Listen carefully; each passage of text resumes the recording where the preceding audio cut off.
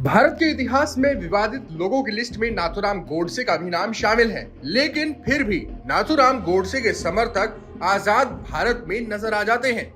इस बार तो हद ही पार हो गई। नाथूराम गोडसे के नाम पर एक बड़े शहर का नाम रखने की चर्चा छिड़ गई है। दरअसल यूपी में निकाय चुनाव आने वाले हैं। इससे पहले कई राजनीतिक दल चुनौती पेश कर रहे हैं। इसी कड़ी में अखिल भारत हिंदू महासभा का भी नाम जुड़ गया है। महासभा ने कहा है कि अगर वो मेरठ का नगर निगम चुनाव जीत जाते हैं तो मेरठ का नाम बदलकर नाथूराम गोडसे नगर कर देंगे।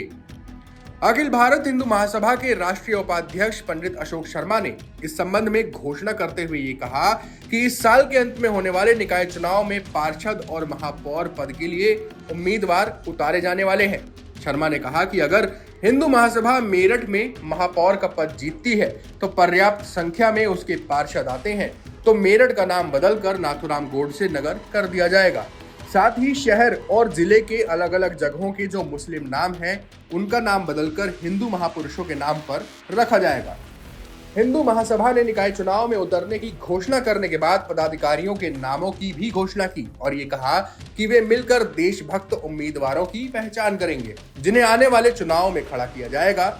हालांकि हिंदू महासभा ने एक शर्त भी रखी है जिसे पूरा करने के बाद ही टिकट दी जाएगी। शर्त यह है कि उम्मीदवारों को एक हलफनामा दाखिल करना होगा जिसमें वो ये कहेंगे कि हिंदू महासभा की वो सभी बातों को मानते हैं। महासभा ने चुनावी घोषणा पत्र भी जारी किया है। घोषणा पत्र में पहली प्राथमिकता भारत को हिंदू राष्ट्र बनाना और दूसरी प्राथमिकता गौ माता की देखभाल बताया गया। घोषणा पत्र के मुताबिक तीसरे नंबर पर किए गए वादे के मुताबिक भारत में हो रहे धर्मांतरण जैसे मुद्दों पर भी काम करना और बढ़ती हुई इस्लामी तुष्टीकरण की राजनीति के खिलाफ कदम उठाना होगा जिसे खत्म करने की जरूरत है।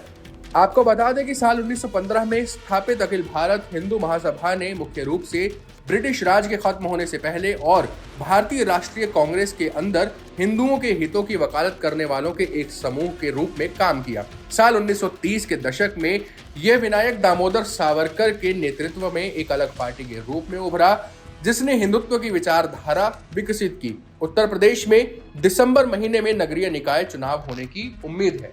टाइम्स नाउ नव भारत डिजिटल ओरिजिनल्स की रिपोर्ट।